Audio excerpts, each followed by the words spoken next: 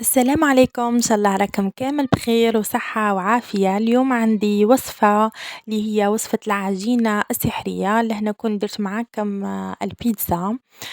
يلا نشوفوا طريقة التحضير كيفاه.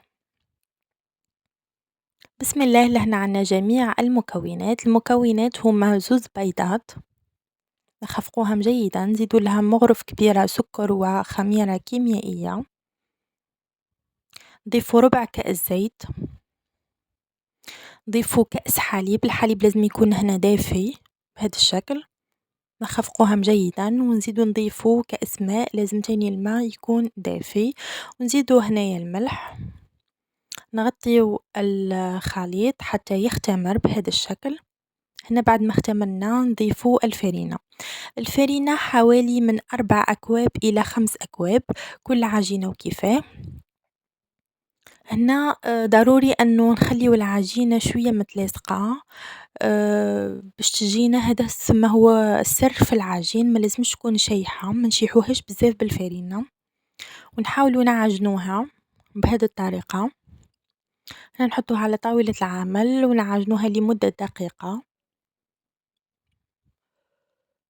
نحاولوا نلموها ونحطوها في ريسيبيون ونخلوها تختمر لمدة 30 دقيقة. هنا بعد ما اختمرت لنا نحطوها على طاولة العمل بهذا الشكل، نحاولوا نفكوها. هنا هذه العجينة من أروع يعني العجينات اللي مولفة نستعملها. تستعمل جميع المملحات، إن شاء الله راح نديرلكم دي فيديو خلاف بمملحات أخرى. ما تنساوش تدعموني بالجيم والبارتاج والاشتراك إن شاء الله. هنا نحطوا العجينة في المول تاعنا، نضيفوا لهنا الفرماج نحطوه في الأطراف، نحاولوا ندخلوه، نعاملوه بالطريقة هذه.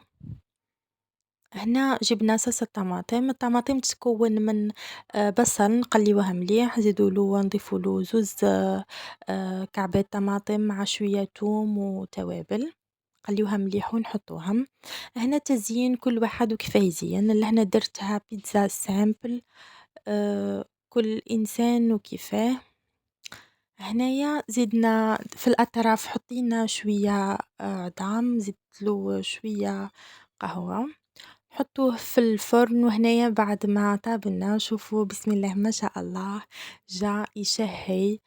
الله يبارك. هنا كنت قصيت معاكم كعبة باش تشوفوا كيفاه الهشاشة تاعها. ان شاء الله تجربوا الوصفة وان شاء الله تنال اعجابكم، والى اللقاء.